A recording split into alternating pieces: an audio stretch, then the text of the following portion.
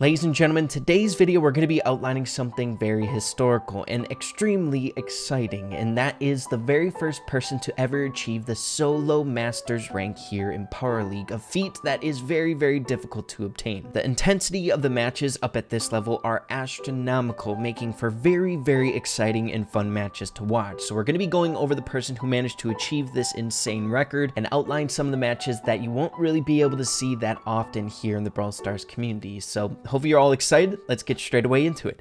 Here we go!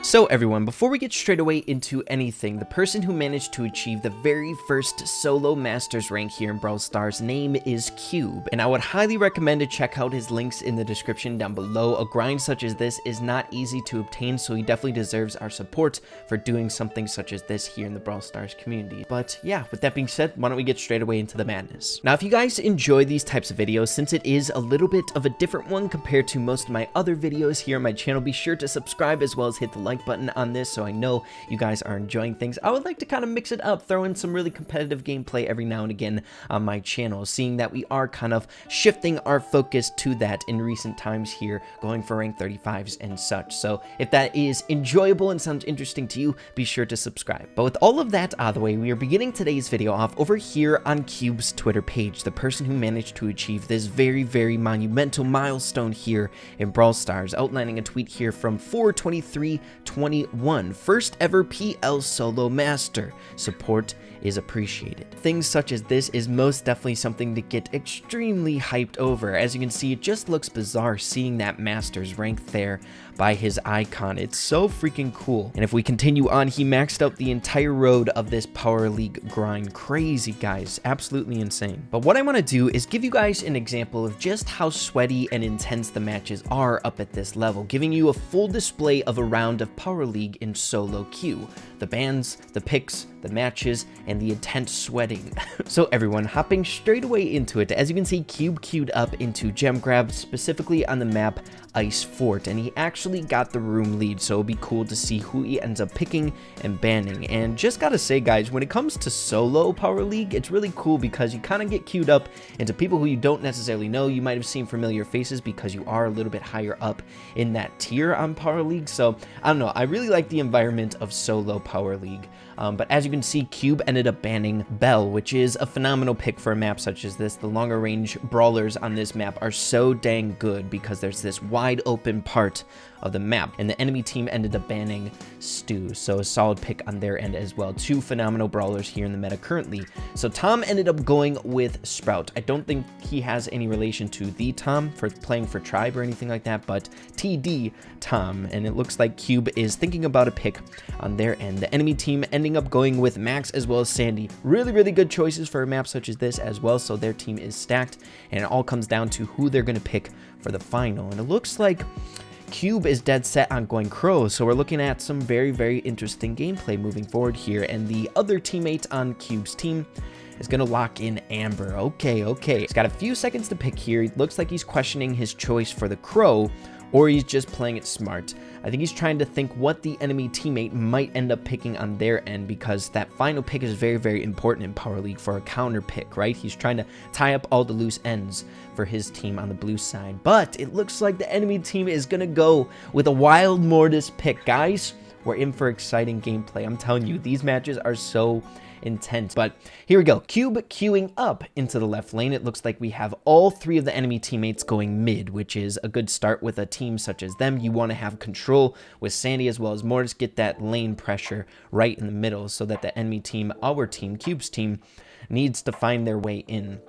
But it looks like the Sprout, Tom ended up getting on the inside, pushing away the enemy teammates. So that is just fine. Cube going down twice. But on a map like this, Crow is a really solid pick, being able to get some vision on the map. With brawlers like Sandy, they just kind of poke around and be annoying in the bushes. So if you can land one solid basic attack on them, you get to see them a little bit more often, giving your teammates a good vision, especially having a Sprout on your team such as that is really good to get those poison chips in. But getting some good damage there on the Sandy. Looks like Sandy's going to be going down, but Mortis ripping in on the Sprout. But a great super there by Tom. Cube ends up jumping in to support Tom down there, the Sprout, and they manage to take him out with almost a full team wipe. Max needing to go back in that situation. Looks like Sandy using that gadget there to heal up. But things are starting to look a little bit dire, but managing to take down the Mortis, making it an even 2v2, and then taking down the Sandy. As you can see, things are very, very even. It is 5-6, but Cube's team does have lane control here in the middle, which is exactly what you need with a team comp such as this. Sprout, once you get that middle lane centered control, just throw down those supers, and it starts to get really annoying for the enemy team to find that control again over the middle. But it's now 7-7, tied up, dead, locked and loaded. The Mortis has been having a hard time getting in there. I think I don't know if that was a solid pick. There's a lot of DPS here. Of course, it was a good kind of idea, right, because of Sprout, but the pressure that Crow as well as Amber provide is just really hard for Mortis to get in there. So Max is the gem carrier for the enemy team. She has 8 total gems.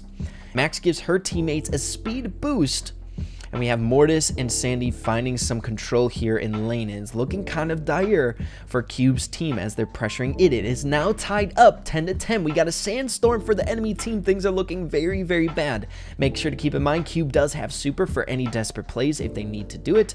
And now they just got to kind of make their way in before the enemy team secures that last cube. And they end up taking down the Sandy. Mortis looks like he's going to end up going down as well. Maybe not the full team wipe for the blue team. This is not good. Not good for Cube's team whatsoever. And they managed to sweep and get control over all the cubes. Guys, gem grab is a 3-minute game mode, right? Each match, 3 minutes, and they're at 40 seconds. This is a crazy, crazy match. Imagine playing that game, guys. I would be a wreck. I'd be an absolute mess. So here we go, queuing up into the next match, and this is literally exactly what you do not want to happen in Power League, getting the very first loss, knowing that you need to climb this steep mountain going into the future matches here in this round. So looks like they're queuing up once again. We have Sprout as the mid once again as well. Cube holding down one lane, looking like he's going with the slowed down gadget, which is really good for a brawler such as Sandy. Sandy really utilizes his speed in a lot of different ways when he's trying to get that poke damage and just trying to cycle those supers. But looks like Sandy is going to be able to win that lane up against Cube. And we'll see how this ends up winding down. Haven't seen much by Mortis, and speaking of Mortis, he's going in, but Cube has that super on his back burner in that back pocket to whip it out when he needs to. So Cube is going to meet the Mortis in the lane, which is honestly pretty good matchup in my opinion. I feel like Amber v Sandy probably the better matchup, and then you can just kind of annoy the Mortis with the poison. You can constantly keep the vision on the Mortis so he doesn't get in the back burners and do anything crazy for the enemy team. But it's looking fairly decent here for blue team. They haven't given up any mid control whatsoever. The Sprout has been doing a phenomenal job mounting those Sprout walls at the front of that cube, so the Max can't get in there and do anything crazy either. So Cube playing really, really good this game, taking down basically every single person that meets him in his right lane here. Hasn't gone down whatsoever since the first couple occurrences there in the beginning. But it looks like Mortis is doing Mortis things. You can never count out a Mortis. They always do crazy stuff there in the end. They are the assassination type brawler. Whenever you got a Mortis on the enemy team, they can switch the tides of a match with a snap of the fingers. But I think they got this game secured, making it potentially 1-1 here. So here we go. All they need to do now is to protect that Sprout, and things will go just fine. And it looks like they're going to be able to do so. It looks like Max ended up waiting back to give his full team super. Oh, and they end up going down. So Cube does not want to pick those up, but he does. And it looks like they just want to hurry up that countdown. Max ended up getting a gadget off there to heal up, but it's not going to make a difference. And now that the enemy team is pushing in 2v3, it's going to be much more challenging for them. Okay, Mortis is trying to queue up in the back, but Cube does have a super, so it's not going to matter much. He's going to jump away and secure that victory 1-1, heading into the final round. These matches are intense. Let's go. So second match, not so crazy compared to the first, but still a heartbeater, right, with that kill in the very end. But typically in gem grab, whenever you have all the gems back by your spawn, it is very, very challenging for the enemy team to come and wipe those cubes up and take them back to their spawn, right? Got to have a specific team comp or a specific situation happen in order to do that. But it looks like they're going to double team the Mortis there in the right lane, taking him down fairly easy. And now we have a 2v2, but the enemy team is really, really weak here, about 1/3 HP. So not too bad. We finally have good lane control, mid control. After that first game, we kind of gotten used to it. Cube's team getting used to holding that mid down there, with Amber hanging out there on the right side of the cube, just poking around whenever she's needed, and Tom holding down really solid lane control there in the mid. So we have Mortis sped up here, trying to get as much damage as possible there on the Sprout, but with the help of the gadget along with the shield that Sprout has, it's very challenging to take him down.